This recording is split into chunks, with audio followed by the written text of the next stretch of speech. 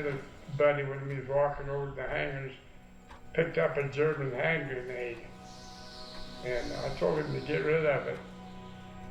I got from here about 10 yards from him. I said, get rid of that thing. And he kind of ignored me, and next thing I knew, it blew up and blew his right side, his right arm, and his right eye. It blew the whole right side of his body off. I don't know. I think he passed away, but I don't know what happened to him.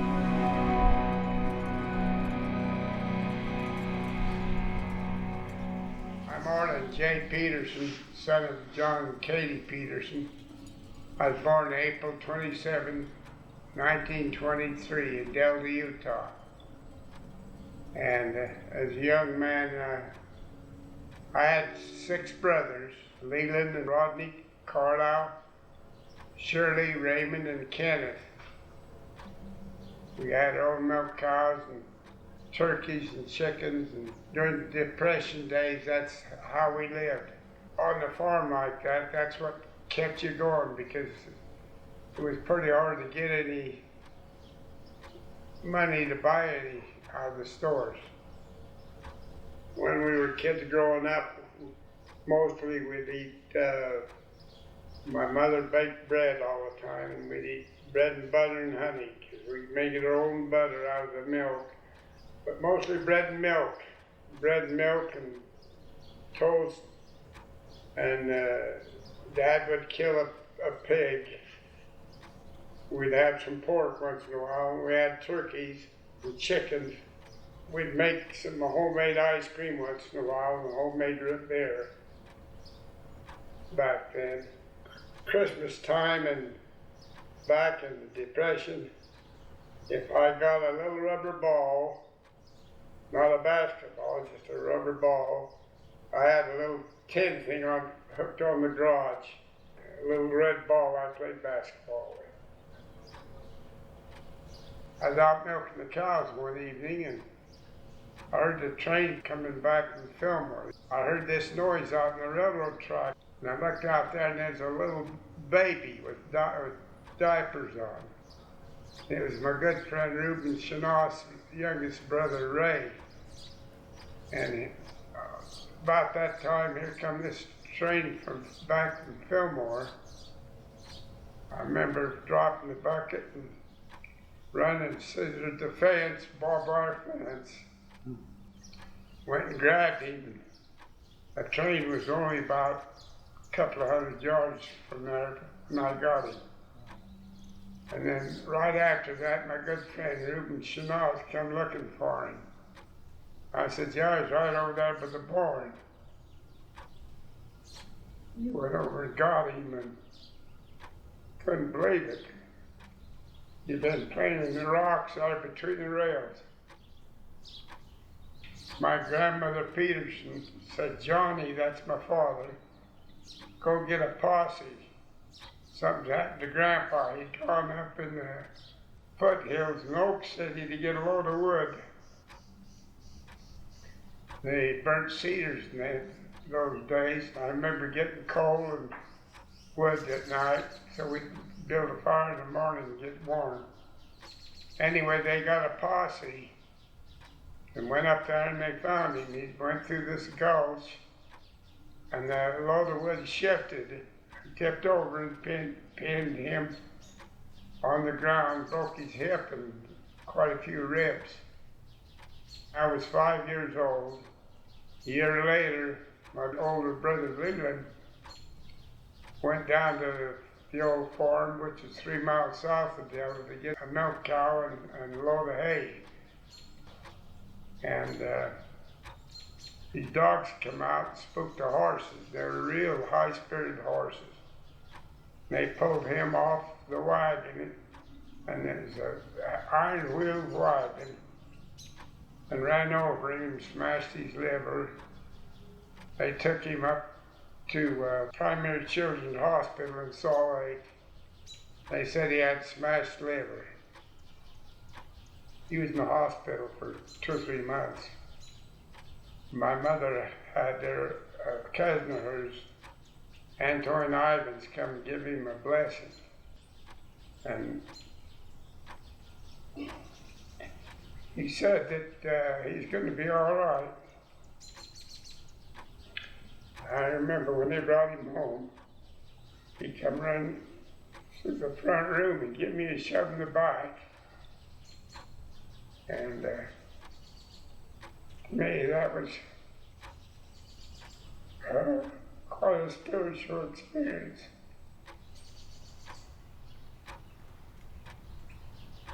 They give us a coupon.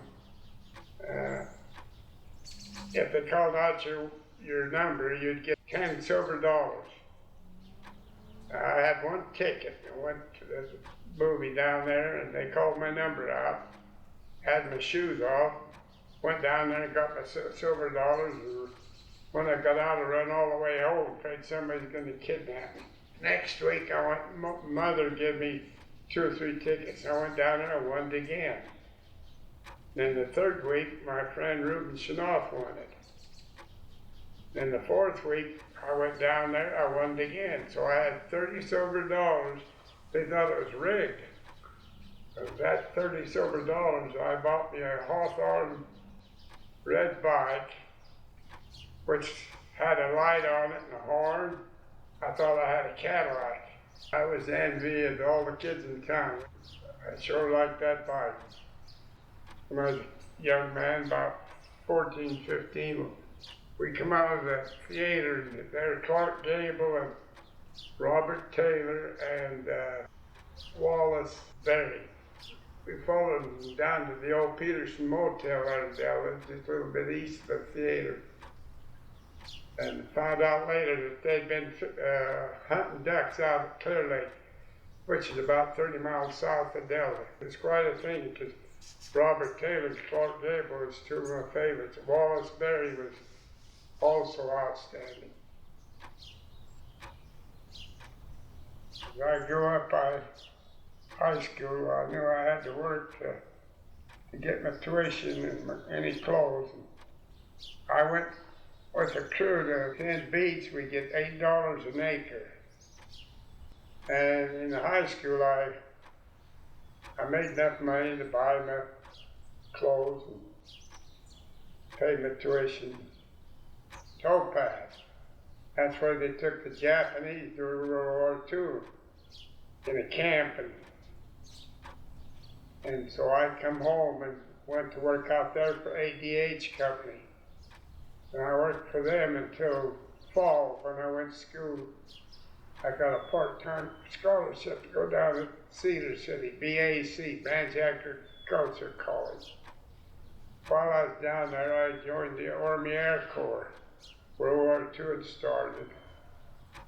And in February of '43, they called us all up to active duty. I joined the Air Force. We went up to Fort Douglas. I had basic training there. I went to Denver, Colorado, Inglewood, where I went to school, engineering and operations. After I finished schooling there, I got shipped out to Rome Army Air Base, New York, where we were ready to go overseas. They put us on a boat. They put me on a boat called Ethelon Castle, which was a sister boat to the Queen Mary, the largest convoy to go across the Atlantic in World War II. We had blimps over us and ships as far as you could see. And we got one ship that got torpedoed. We zigzagged back and forth up to the front end of the convoy. And our destroyers went up. They claimed that they got that submarine. It took us 21 days to get to Liverpool, England. After the war, coming back only took us nine days. They were bombing Liverpool at the time, the Germans. And we had to stay out in the harbor overnight because of the bombing. The next day we went inland and got on a train and went up in Lancashire County. I was in the 8th Air Force in England, And when I joined up with the 9th Air Force, that was an Air Force that went over into France to follow the troops up after they got through Berlin. 4103 Air Base Unit was the name of the unit. 4103. That was the 9th Tactical Air Force when I was in France.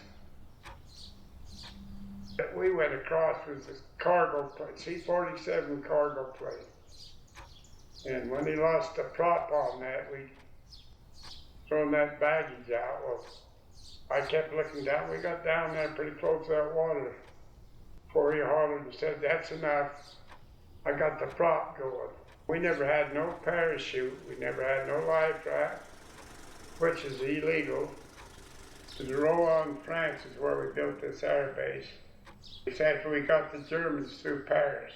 And there we set up our air base. And we had B-17 Flying Fortresses and B-24s, P-51 fighter plane, P-47, P-38, the Lightning and Thunderbolt.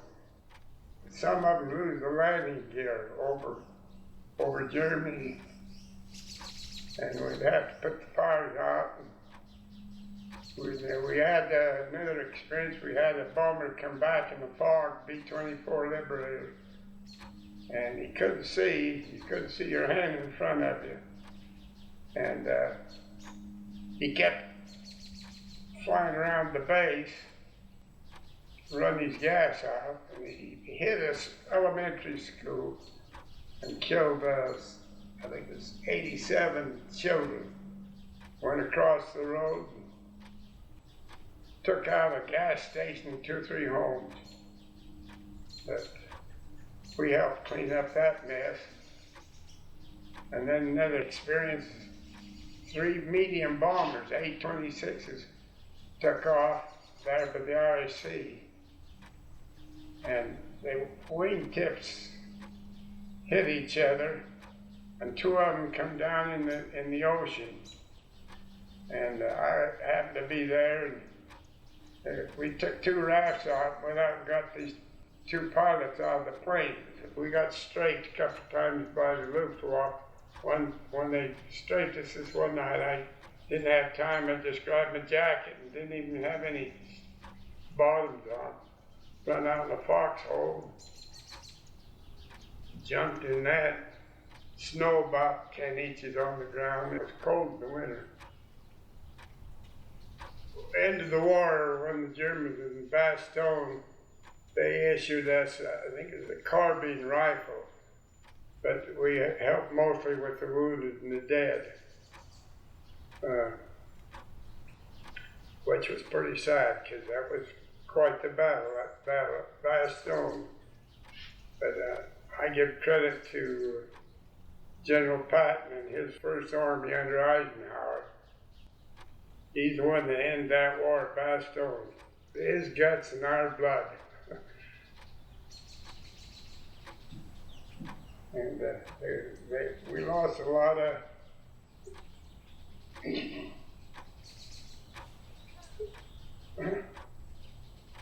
soldiers we lost in that battle. So Patton finished them off, and that was the end of the war. Right after the war was over, I got to go to southern France, down in Nice. Spent a week. Got to meet Joe Louis and Billy Conn that put on a boxing exhibition. Bing Crosby and Bob Hope were down there. And this little gal took us on a tour up into Grasse, and where they had the perfume and powder factories. The name was Bonnie Colette, beautiful lady, beautiful girl. I followed my dad's footsteps, World War I. He went out of New York Harbor and landed in Liverpool. And then after World War I, he left La Havre and landed in Boston. I did the same thing. I left La Havre after the war. So I went down there and ended up getting on a little oil tanker. Took us 9 days. Paper boy come out and hollered, read all about it. Dropped bomb on Hiroshima. And I thought then, well, if things got worse, then we would have had to go out in the Pacific. And I'd been over there 2 years. And I knew after we dropped the atomic bomb that we wouldn't have to go to the Pacific. November 1945, they said I could get discharged. So I left Jackson and went to Larry Field in Denver and got discharged. Took the bus across the Rockies and come down to Fort Douglas. But I was ready to graduate and they told me I could do my teaching over at Pleasant Grove. I only went to BYU. I come up from Cedar after playing ball down there in 45 and 46. So I come up BYU in 48 and was on the squad right at the end when they had these All-Americans that won the NIT in 51 and 63. And I ended up 35 years working for U.S. Steel. While I was out there, I was in the overhead crane loading some big plates for pipe. And this messenger girl come up out of the finishing end and stopped at the shipping dock office with her papers. She had to go to all the stations. I thought, that's a sure cute gal. Her name was Joey Wilson. She moved to Provo. I seen her walking down University Avenue. They was having a Columbus Day dance. And my friend Ruben Sanoff wanted to go, wanted me to get a date. So I went up the stairs, went to her apartment. I knew where she lived. And I knocked on the door. She came to the door and I said, I'm Pete. He says, yeah, I've heard all about you. She invited me in, and I went and talked to her about half an hour. Then I asked her for a date for this Columbus Day dance, and had a wonderful time with her. I was looking at rings. I made some statement to her. I said, would you like one of them? And she says, which kind? I said, this kind over here. She says, I sure would. So we went in and I got the ring, and that's when we got engaged. And we got married June the 6th, 1951. And I had 5 children. And after being raised with a bunch of boys, I sure was a real happy trooper when I got these 2 girls, Nancy and Corey. 5 children, they've all been good to me. And we built a home, raised my family there at Pleasant Grove.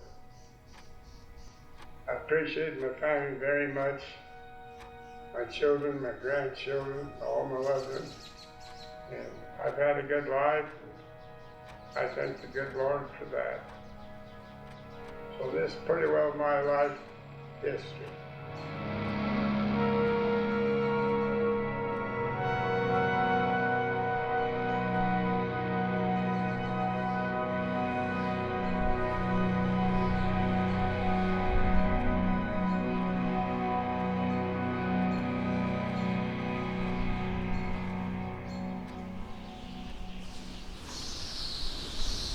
Thank you for sharing all that.